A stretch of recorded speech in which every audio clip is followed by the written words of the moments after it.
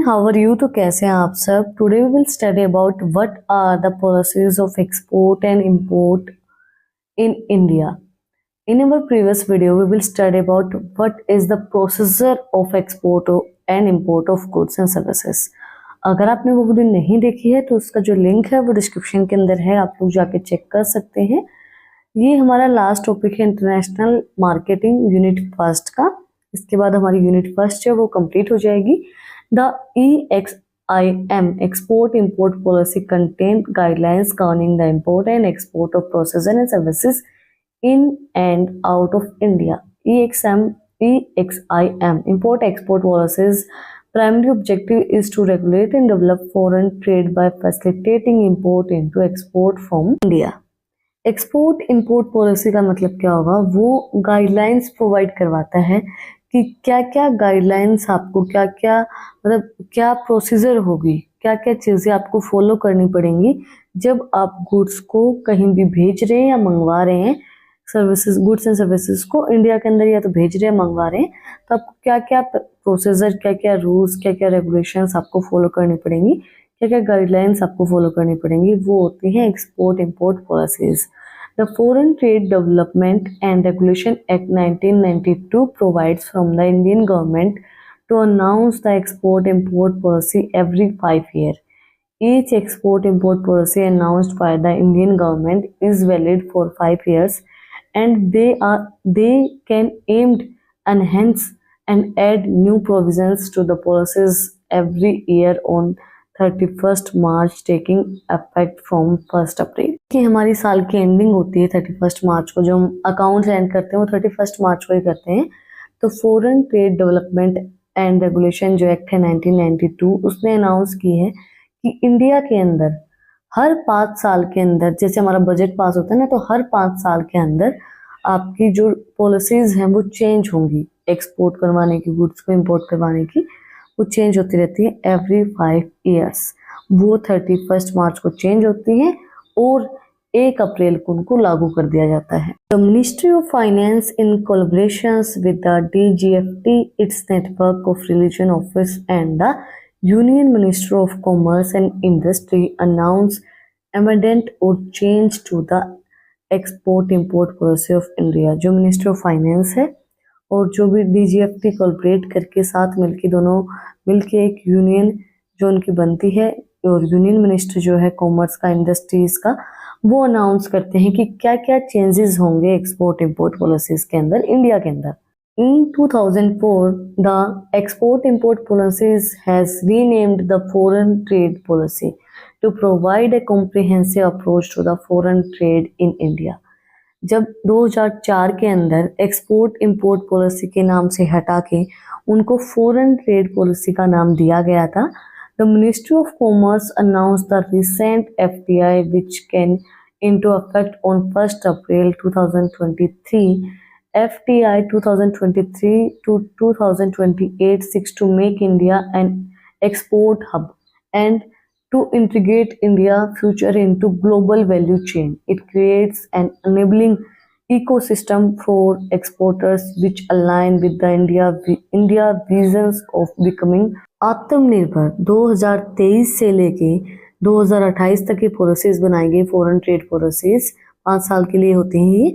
तो इसके अंदर बोला गया है कि इंडिया इतना आत्मनिर्भर होना चाहिए कि ये ज़्यादा गुड्स को इंपोर्ट ना करवाए, जितने ज़्यादा हो सकते हैं, जितने ज़्यादा मतलब जितनी इनकी कैपेबिलिटी है उससे भी ज़्यादा ये गुड्स को एक्सपोर्ट करें, बाहर बेचें, ना कि खुद मंगवाएं, इंपोर्ट करवाएं, अपने आप को आत्मनिर्भर करें। तो वो पॉलिसीज अभी बनाई गई हैं, 2023 में बनाई थी 1 अप्रैल को 2028 तक। यही रिसेंट पॉलिसीज हैं जो मिनिस्टर ऑफ कॉमर्स ने अनाउंस की थी 1 अप्रैल 2023 को। ऑब्जेक्टिव क्या रहेगा फॉरेन ट्रेड पॉलिसीज का? To increase growth in export and import in India, ज़्यादा से ज़्यादा बढ़े एक्सपोर्ट इंपोर्ट इंडिया के अंदर, and to stimulate long term economic growth by expending access to component intermediated and essential raw material and consumables and capital goods. देखो एक चीज़ होती है, अगर आपके गुड्स को, सर्विसेज को आप ज़्यादा से ज़्यादा एक्सपोर्ट कर रहे हैं तो क्या होगा, आपके पास ज़्यादा से ज़्यादा फॉरेन करेंसी एक्सचेंज होगी, फॉरेन करेंसी आएगी, उससे आप और भी अच्छी टेक्नोलॉजी खरीद सकते हैं, और भी अच्छे गुड्स को खरीद सकते हैं, और भी अच्छा रॉ मटेरियल खरीद सकते हैं। उससे आपकी इकोनॉमिक ग्रोथ होगी, आपकी इकोनॉमी ज़्यादा लंबे समय तक सही तरीके से चल पाएगी। Improve agriculture services and industry competitiveness and create new employment opportunity and encourage attention internationally accepted quality standards. देखो, अगर आप कोई भी प्रोडक्ट इंटरनेशनल मार्केट के अंदर सेल कर रहे हैं तो ऑटोमेटिकली उस प्रोडक्ट का जो स्टैंडर्ड है वो हाई हो जाएगा, तो आपको भी इंटरनेशनल मार्केट के अकॉर्डिंगली प्रोडक्ट्स मिलेंगे, हाई स्टैंडर्ड के प्रोडक्ट्स आपको मिलेंगे। एग्रीकल्चर इंप्रूवमेंट होगा, सर्विसेज, एग्रीकल्चर जो सर्विसेज है वो भी इम्प्रूव होंगी, और जितने ज़्यादा एक्सपोर्ट की जाएंगे, जितने ज़्यादा लोग काम करेंगे, तो एम्प्लॉयमेंट भी इम्प्रूव होगा। To supply high quality goods and services at an affordable cost.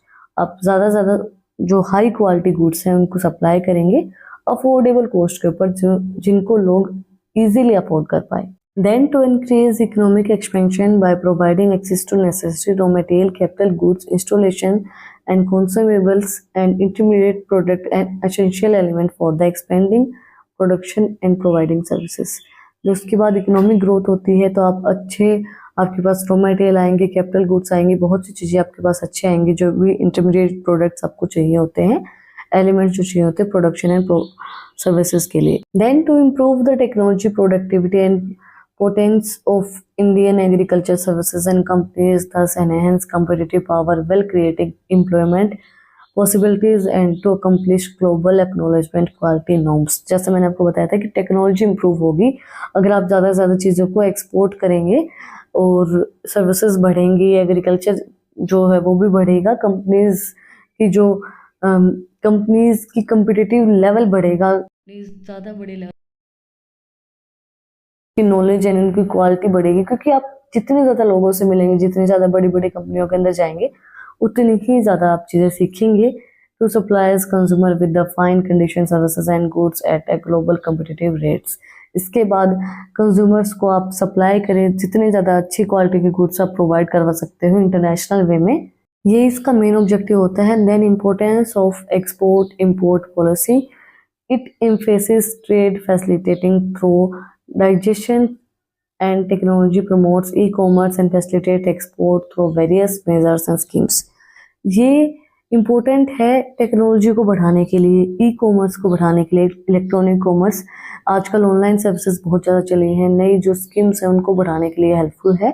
Then to play a significant role in accelerations the economic flow of trade activity from a country of to India by making the Indian economy global oriented। इसके बाद आपकी जो Indian economy है उसको global oriented बनाने के लिए, आपके इंडियन इकोनॉमी को ग्रोथ करने के लिए एक्सपोर्ट इंपोर्ट पॉलिसीज बहुत ज़्यादा जरूरी है। It plays a critical role in expending global market opportunity. बहुत बड़ा एक रोल प्ले करती है ग्लोबल मार्केट के अंदर, पूरे वर्ल्ड वाइड, पूरे देश के अंदर, पूरे संसार के अंदर, पूरे वर्ल्ड के अंदर आपको अपॉर्चुनिटीज प्रोवाइड करवाने के लिए कि आप किसी भी मार्केट के अंदर अपने प्रोडक्ट को सेल कर सकते हैं। It help to increase the gross domestic product of India. ये हेल्प करता है आपके प्रोडक्ट एक तो इंडिया के अंदर सेल हो रहे, एक बाहर भी सेल हो, उसके अंदर आपको हेल्प करता है। It facilitate the flow of economic from a country to India and increase foreign exchange in India.